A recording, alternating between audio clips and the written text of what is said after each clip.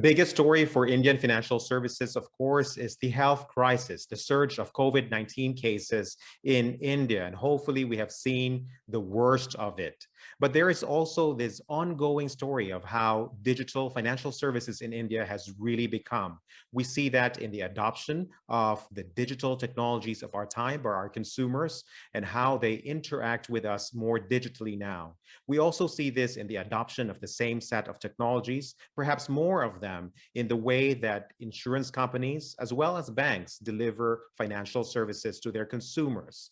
But we also see this in how the leadership and management style of the leaders in financial services are really changing to be aligned and attuned with this current time. One of the leaders that we look up to in our industry is Mr. Tapan Singhel, who is the MD and CEO of Bajaj Allianz General Insurance. He will talk to us about how exactly we are going to be more resilient in our approach to financial services, but how we as leaders need to show empathy and support to the people around us. Mr. Tapan, welcome to this conversation. Thank you, Michael. My pleasure. What has been the impact of COVID-19 to the business of insurance in India? Let's let that be the first conversation that we will have for today. So if you look at COVID-19, predominantly people are not sure as to how will this play out. Now, if I give the intricacies of how it played out in first wave and second wave, it will give you some insight as to how business has been seeing it. Look at the first wave. When it happened, there was a drop in the loss ratio for motor, and there was a drop in the business of motor because of the lockdown. Intense lockdown was there for 2.5 months. So there was not much of sales happening. And since the cars were not on the road, there was a drop in the. While the health claims also an interesting drop. All the surgeries which were not urgent, they all got postponed. We were not visiting hospitals. And COVID claims had not reached a peak. So there was a kind of a drop in the loss ratio initial couple of months, but after the lockdown opened, the loss ratio started moving up again. But predominantly, if you look at it from a business perspective, the industry in India is used to a double-digit growth, and for the first time, it saw a negative growth in the initial half, and the other half it picked up. But the year ended with a single-digit growth, a low single-digit growth for the industry. So from a perspective industry, the growth was there. That was a good part. The bad part was the industry's combined ratio deteriorated, but not to a very alarming scenario. Fast forward, second wave. And second wave, it was very, very interesting. I think the lessons from first wave, the learning from business perspective was not, people were not really prepared. First, they didn't expect the second wave to come. They thought that, no, we are through and things will be better. And then it hit very, very hard. The loss ratios in health shot up. I think about $2 billion was the loss ratio only for the COVID claims. While the surgeries also in the hospital, they didn't drop the way it dropped in the first wave. People were still going to hospitals, so that also picked up, and that also started moving up. And the number of claims was humongous. It started shooting up to the roof. Automobile also on the road. This time the lockdown was not so intense, so automobile was also there on the road. The sales dropped for some time, but from a perspective of claims, it didn't drop to a level where the first wave had dropped. Now here, the business also didn't drop, so it still was in the double-digit growth, which India is used to. But the loss ratios in the first quarter, the Indian quarter starts from April, really shot to the roof. Now, this is where I think the industry I'm proud of. In India, they don't have exclusion for COVID from health. In fact, there are more health products for COVID. And the industry served very well. I think it served millions of policies, settled millions of claims at a hyper speed.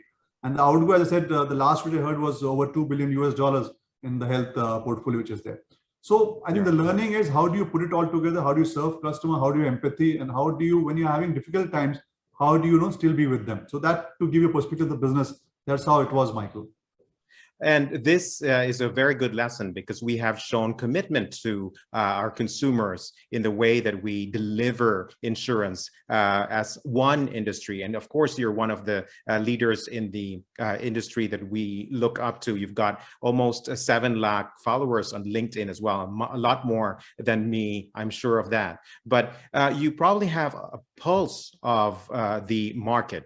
the consumers that you deal with. Where is this all headed? How will this allow insurance companies to gain more traction among consumers, but also help us resolve a long-standing problem of under-penetration for insurance in India? So my biggest learning, and I've talked to a lot of industry leaders who are good friends of mine, in this time, there's a difference. Some leaders are panicking and they're trying to shrink their business or cut their losses. Some leaders are standing by the customers and by the people, and they're not like laying off people or trying to completely shut down in a panic mode to see what has to be done. I think the difference would be the customer and employees would remember companies who stood by them. See, what we fundamentally forget is that COVID, hopefully, is not something which is going to be there forever. It is their first wave, second wave, third wave. As it goes, it may, and whatever the lessons we have learned from the past, it should start waning down.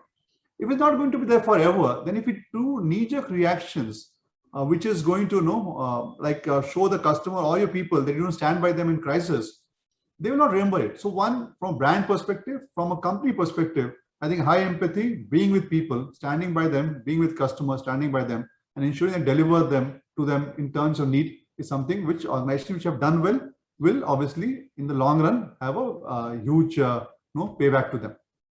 This is obviously. Sorry, Mike. Yeah, this is also a very adverse crisis, obviously, a very adverse scenario that we all had to deal with. But you also point to some of the lessons that can be learned from this. Not that we belittle the health crisis and the experience of many, many affected by COVID-19, but this can be a learning point for leaders like yourself. What has this taught you as a leader in such a huge organization? Okay, a very interesting lesson I'll talk about from a pure digitalization perspective, since you mentioned that earlier, Michael. So initially, before COVID also, I had invested a lot in digitalization. I had a strong belief that consumer behavior is shifting towards digitalization.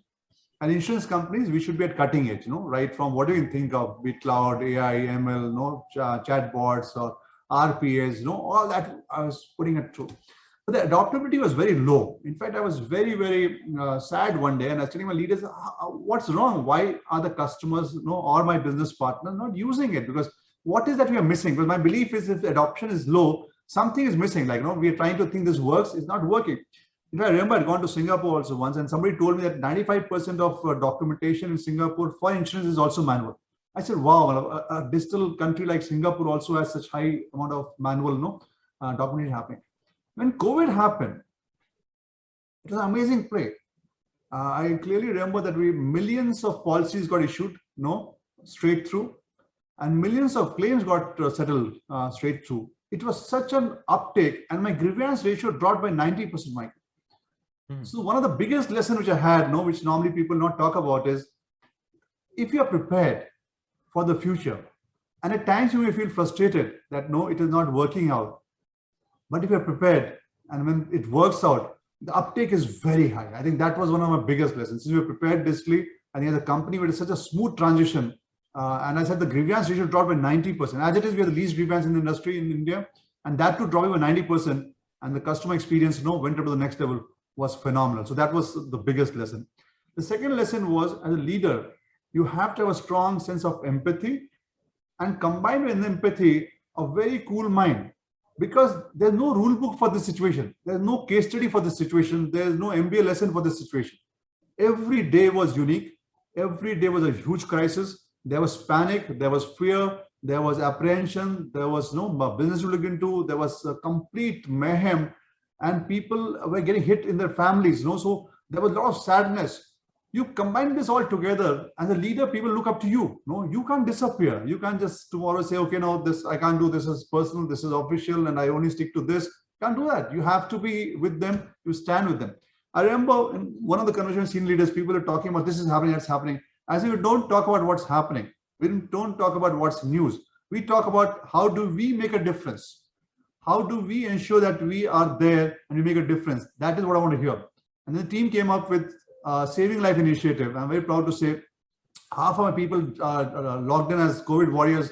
They were donating plasma, and you could save lives, right from getting ambulances, to oxygen concentrators, not only for our people, but for our business partners, to our customers. So I think the second big lesson was that when a crisis happens, don't get into the storm. Think about how can you make a difference. Every individual can make a difference, and start focusing on difference and solutions, and don't focus on the news and the negative news and the just think how do you make a difference. That I think held us very well. The third thing was the opportunities in the crisis. How do you learn from that, and how do you prepare yourself? So I remember one of the journalists asked me, "What's your view on the third wave? Will it come?" My answer was, I'm not sure about what the third wave will be, how will it come. But I promise you one thing, I'll be much more prepared as an individual, as a company, for the third wave, if it comes. If it doesn't come, very happy. But if it comes, we'll be more prepared. That is the issue. Focus on the preparation, and the learning of the previous era, and keep on moving ahead. I think those are some of the big learning that I had, Michael. Let's talk about the preparation, because of course this evolution of new technology capabilities continue despite the health crisis that we are witnessing. You also are an avid follower of technologies and how exactly they impact not only the way that we run insurance as a business, but also how they impact society as a whole. Let's talk first about AI and ML, which you already talked about. How are you preparing for what we see would be a great maturation of AI and ML, maybe analytics capabilities progressing very, very quickly? So, Michael, I'm a scientist by education. So for me, everything is very, very exciting. But I find it an opportunity to create something new, or figure out something new. So when I look at technology, for me, these are exciting developments. How do you figure out solutions, which has a long-lasting impact? Because tools which are getting created at a hyperspeed. Yeah. One of the biggest problems of insurance has been distrust. People feel the insurance companies, guys, don't want to pay claims. Across the world, you find the distrust. But the reality is insurance companies pay claims. They pay a huge amount of claims. The problem is the way they pay claims. The way they pay claims starts with distrust, because they feel that they should check the fraud first. Once eliminated, they should pay claims. And they have a process which was set up like hundreds of years back, where it said physical papers, people on the ground, then they collect evidence, and the whole process is so cumbersome that the customer feels the insurance company doesn't want to pay claim. It's a bad experience. Now you look at today's time. You have AI, you have machine learning, you have OCR, you have data, and you have a digital camera in every hand, like 5 cameras in some hands also. All that together, any incident happening in minutes is all across social media. In today's time, why should you run an insurance company the way it was run, let's say 400 years back? Why should you have products which were like 400 years back? Why are you trying to force these things on the customers? Why don't you redefine the customer experience to a level where they say, wow, it's good to be insured? And that is where, to me, all this technology super excites me, because I see them as such a powerful tool to be able to deliver these kind of experiences for my customer, and for people also, like from an employee perspective, also do so much for their experience to be, when they come to an organization, or the way they can be taken care of is very, very different.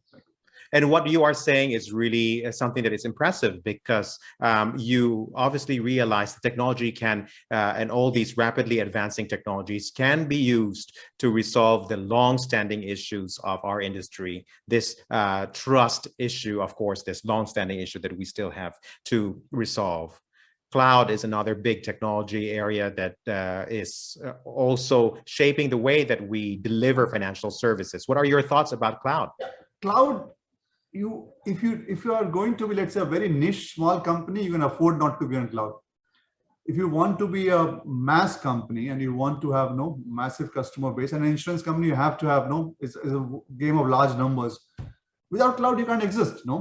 Imagine you have in e-commerce, I don't know about Singapore, but in India, you have this $1 billion sale days, where you have one day spike in sales happening, next day it goes down. How do you cater to business partnership in which you have, let's say, millions of policies on one day, next day you may have thousands of policies, Will the existing infrastructure cater to that? It cannot. So you have to look at cloud, where not only you are able to do business, which is very fluctuating in nature, which is the norm now, as I see the business, the way it's moving on, but also a lot of innovation happening by different small entities, and they're all plugged in the cloud. So it leads to huge collaboration.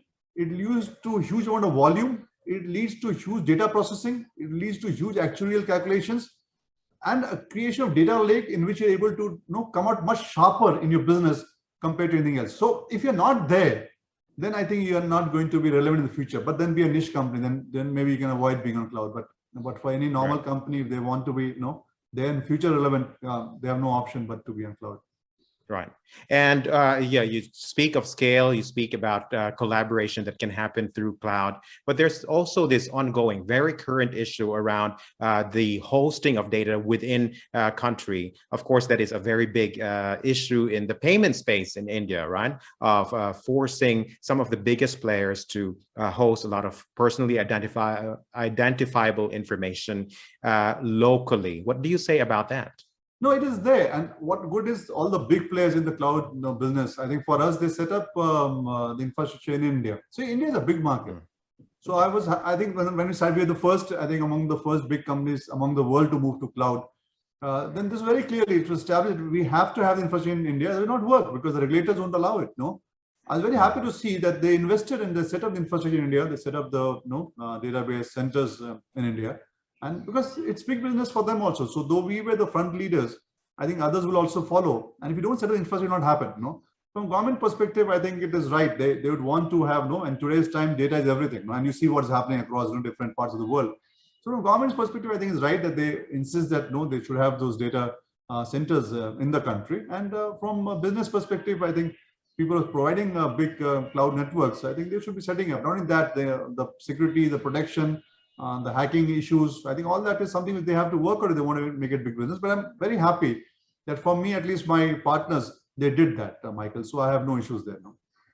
And one of the big debates in our industry now is, should we buy or should we build? And I think that this is very personally relevant for you, because if I remember, you did a lot of, at least there's interest in coding and application development personally for you. But this is an ongoing debate that still has to be settled in many organizations. When you think about digital transformation, should we have a lot more control of all the applications and application functionality we bring out to market? And that calls for a lot more build resources. However, there's this other option that's still very valid about being able to just buy the best of breed applications and then cobble them up together, make sure that they are well integrated. Where do you stand in this debate? Should we buy or should we build all these capabilities around that of digital transformation? So about 28 years back, Michael, I was an IT head myself. Yeah. So if you ask me, let's say if you ask me this question about 10, 12 years back, I would have said build, because that would give you an edge, over the rest. Today, if you ask me this question, I would say buy, because how much would you build and how can you keep it relevant for long? In an era when you build something and lasted for 10 years, it's good. In an era when you build something that does not last for a year, it's bad. Now, smart companies would know how to buy, integrate, how much to build on top of it, how to put it together and come out with smart solutions at hyper speed. So I think it's an evolution. So today, if you just kind of build, I think you will be left behind. If you just buy also and you don't know how to use it, then you will be a sucker. I think the issue is, how do you buy smartly, build on top of it, and think that for me, the solutions are relevant only for a year. And how do you get the ROE on that? And how do you move at a very agile and hyper speed? I think that is the current era, Michael, which is going on now. And how would you then look at the evolving role of the head of IT? And I'm sure that they all report to you saying, yeah, we have these considerations of buy versus build and make sure that they're well integrated. How do you resolve this for them? What are the metrics and KPIs that you make sure that they follow? So like if in my time, if I recruit an IT head, let's say if I take it 2025 back, I'd only take very good coders. Yeah. In today's time, I don't take IT head who are just very good coders. I see their innovation bent. I see their problem-solving attitude. I see their collaborative attitude. So I look at a lot of softer skills, which earlier I never looked at in an IT head. And obviously, he or she should be understanding tech very well, and should have a good network. See, if when you have this combination together, then your IT head does not come to you like a small kid going to a parent or a class teacher every day and asking, what is this? You set the vision very clear. And you said, this is what has to happen. This is a transformation which I'm looking at. Now figure out what's the buy and build and how do you put it up together, let's say in a couple of months' time, and what's the time frame and what is the ROI on that. And if you have a smart IT head, they're able to do this at a very good speed. So when you're looking at IT heads now, and if IT heads are listening to it, the only skill set you have is just coding. I think time has come for you to start looking at collaboration, market information, what is the problem which has to be solved in the industry, how do you put it all together, start thinking like a startup, only then you'll be a good IT head. So I think the IT head definition as such has undergone a massive transformation. I think if you understand that and respect that, then I think you're able to solve this very, very easily, Michael. All right. And one of the pieces of advice that I think we want to seek from you is not only about that of preparation, but your worldview. Are you generally positive about how all of these will be resolved, right? And then we go back to pre-COVID-19 days and we hopefully gain more momentum than we ever did before? Or are we really operating on such a different world now that suddenly our style of leadership will also need to change? Talk to us about how we as leaders in financial services really need to think about the future.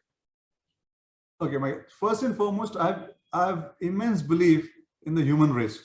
If you look at all the theory of evolution, the human evolution happens is because they are the most resilient and they adopt to change at a hyperspeed. It is not the fittest who survive. It is the person who is able to adopt to change at a very fast speed, which is able to survive. So human race has done that for a long, long time. And that's why we have survived such a long time. Second, look at past crises also. After the crisis, you always had a very beautiful golden period. I think beat any crisis you look in the world, because I think the survival skill set in that era, in that generation, teaches people to have a lot of innovation, great determination, and the desire to bounce back. I think that is what builds up as humans, and that's why when you have a crisis, immediately after crisis, look at any crisis in the past, you see after the crisis, it was always a huge boom. So based on past experiences and the way the human race has evolved, so any crisis is not something which is going to completely finish them or make them demoralized. They always come back much more stronger. So that is my belief, that as humans, we will come back much more stronger compared to what it was before the crisis. Now, will it be the same before the crisis? I don't think so. Every crisis has an evolution. Like if you look at the adaptability or look at Darwin's theory of evolution, I think every crisis makes you smarter, better, stronger, and takes you to a different level altogether. So as leaders, you have to constantly evolve and challenge yourself. There will be times you'll feel bad. There are times you'll be feeling very sad or frustrated or depressed.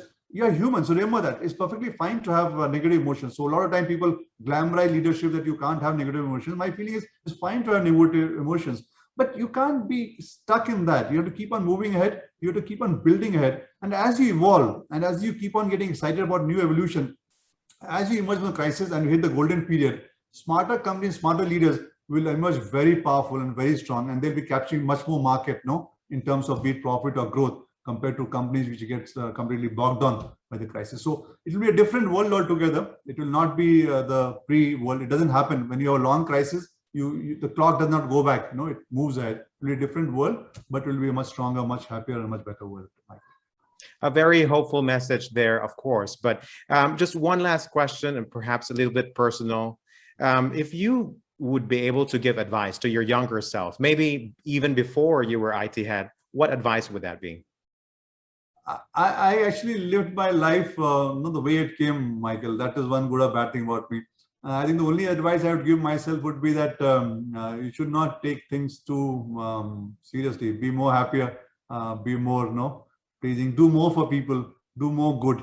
In the end, life is not about what money you earn. Life is not about what position you earn. It's about how you are able to make a difference to people's life. Focus more on that. That's what I tell my younger self. And then that is the life that you are living now. Congratulations. Thank you very much for those pieces of advice, Tapan, and hope we all learn from you in this very wonderful piece on leadership in crisis. We will continue this set of conversations and presentations in our Financial Services Summit for India, coming to you from IDC Financial Insights.